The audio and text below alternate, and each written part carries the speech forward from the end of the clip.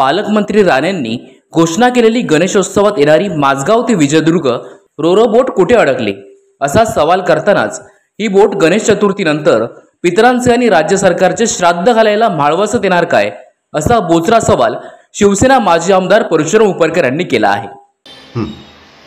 राज्य शासनाने आणि आपल्या जिल्ह्याच्या पालकमंत्र्यांनी गणपतीपूर्वी 4.5 तासामध्ये बोट येणार आणि त्या बोटीतून गाडी येणार आणि लोकांना 600 रुपयात प्रवास करता येणार। सर्व चाकरमानी तेवढ्यापुरते खुश झाले, पण आज चाकरमानी तेच चिंतेत राहिलेले आहे। आज ज्या पालकमंत्र्यांनी आतापर्यंत गेलेल्या घोषणा सर्व हवेत विरल्या आहेत। ज्या रोरो सेवा आली त्या रोरो सेवेचं भाडंच बघून चाकरमान्यांनी आपल्या गाड्या आणल्या नाहीत, त्यामुळे चाकरमान्यांनी तिथे पाठ फिरवली। विमान सेवा चालू होणार म्हणून सांगितली, विमान सेवेचा कुठे पत्ताच नाही आहे।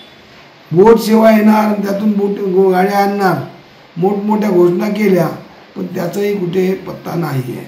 आज या ठिकाणी 87 डॉक्टर आणले म्हणून घोषणा केली, पण सिंधुदुर्ग जिल्ह्यातून दररोज 5 ते 6 पेशंट गोव्याला पाठवले जातात। हीच जिल्ह्याची आरोग्य व्यवस्था आहे।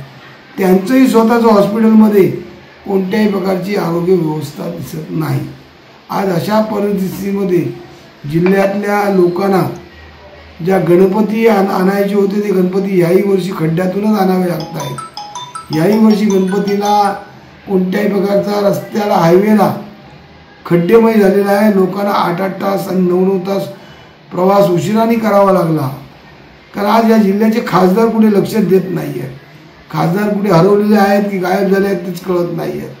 अशा परिस्थितीमध्ये जिल्ह्याच्या दयनीय परिस्थिती केल्यामुळे मुंबईकर चाकरमान्यांनी तर लक्षात ठेवावं, मुंबईची होणारी निवडणूक आणि इकडच्या लोकांनी लक्षात ठेवावं, इकडे होणाऱ्या निवडणुकीमध्ये या सर्व असला वचपा काढण्याची गरज आहे।